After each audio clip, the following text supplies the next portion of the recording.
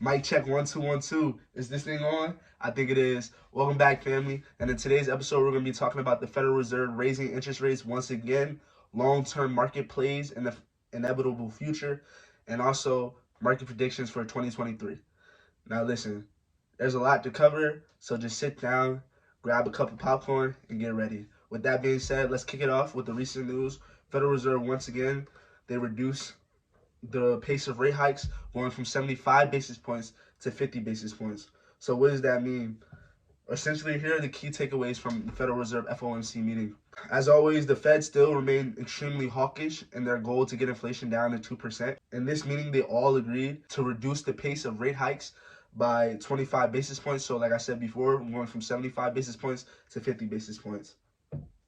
One of the key takeaways that I found is that ongoing rate hikes are still inevitable. As Jerome Powell stated, that they still need to see significant evidence of inflation going down in order to pause rate hikes and then reverse the trend going forward.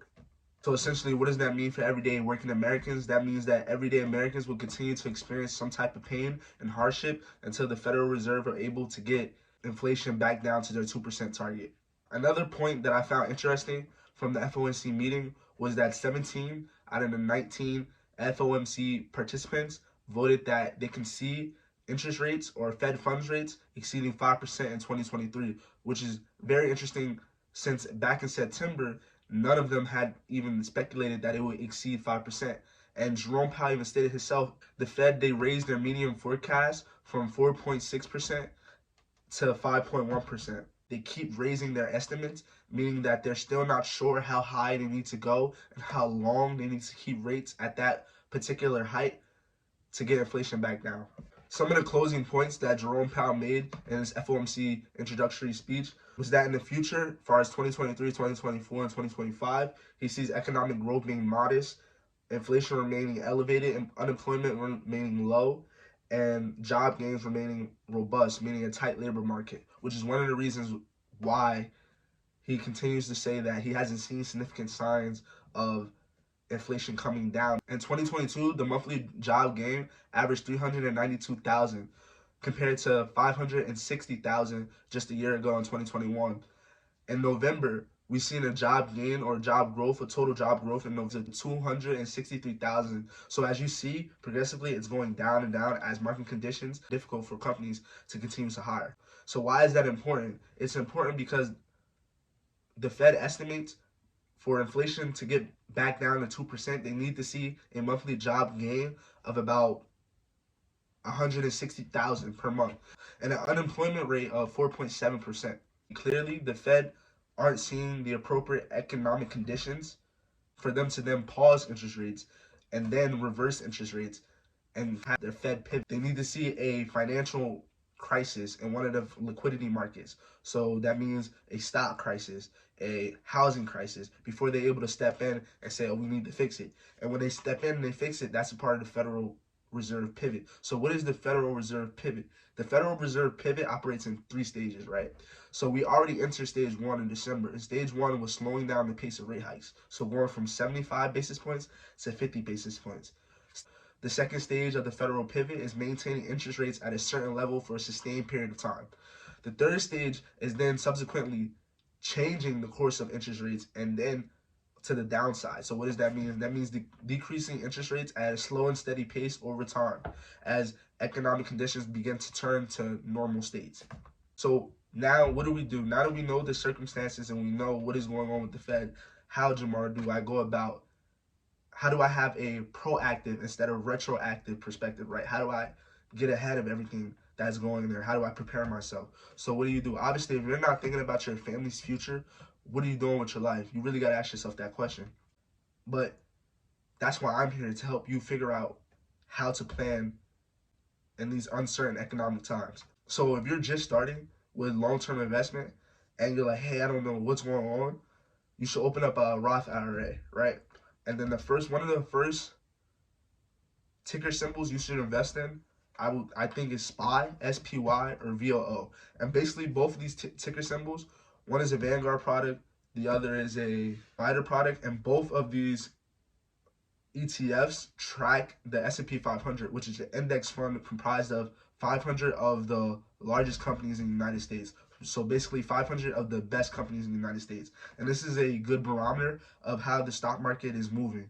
So I suggest the first thing you do is invest in that, because essentially if it's the 500 best companies in the United States and it's a passive market strategy, I'm all about passive market strategies.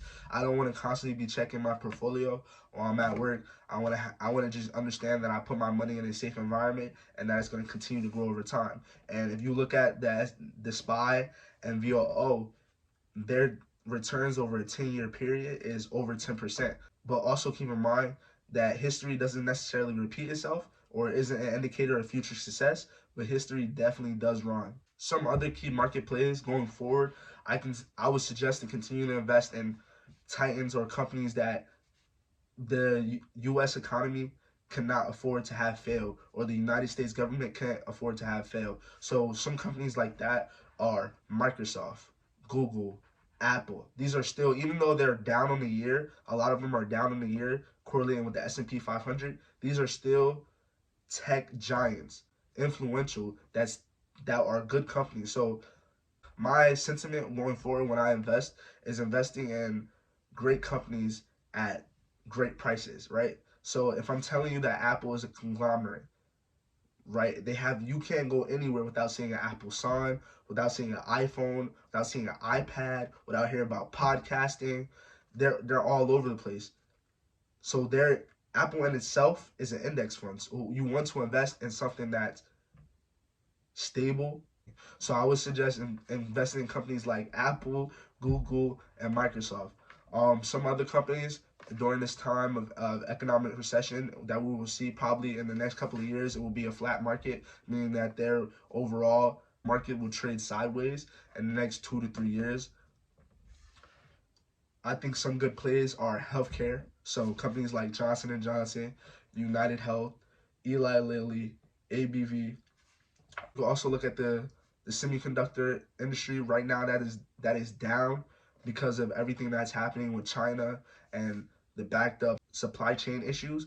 However, when all that clears up, semiconductors are used in everything, as far as laptops, phones, used in cars. You need that material and those microchips to be able to activate a lot of things, and people don't necessarily realize this. So two of the companies that I see going forward that are good investments are definitely AMD, as they continue to make their comeback and continue to eat up market share amongst the competitors in the semiconductor business, as well as Intel, which is in bed with the government, and which is one of those companies that I mentioned before are too big and too influential within the American government and within the American economy for it to fail.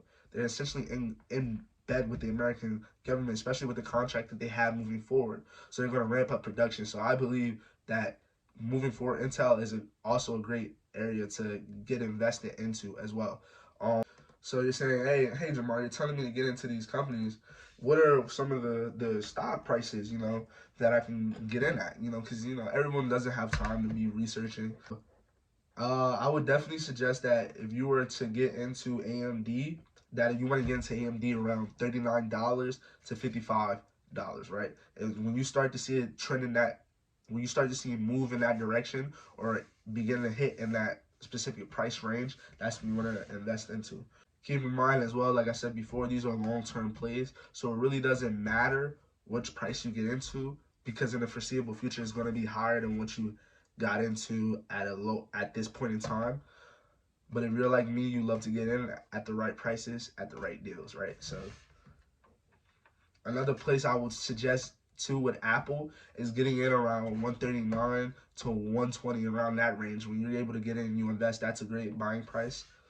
As well as SPY, you can want to get into SPY really. And when I say get in, I mean if you have a certain amount of capital that you've been holding, or a certain amount of money that you've been holding on the side for an extended period of time, and you want to invest it in the market, or invest at least half of that money. So say if you have 5,000 and you want to invest at least 2,500, you want to get in at that target price. So with that being said, if I had 5,000 onto the side and I'm looking at SPY and I'm like, what price should I get in at? I would get in at SPY around 340 to 320, around that mark. So you want to invest in these companies when they are back at pre-pandemic highs. Not right now. Never invest in the height of the market. That is one of the worst things you could do, especially in this climate. But as always, thank you again for listening to the video and the things that I have to say. Stay safe. Have a Merry Christmas. Enjoy the holidays. And as always, holla at your boy.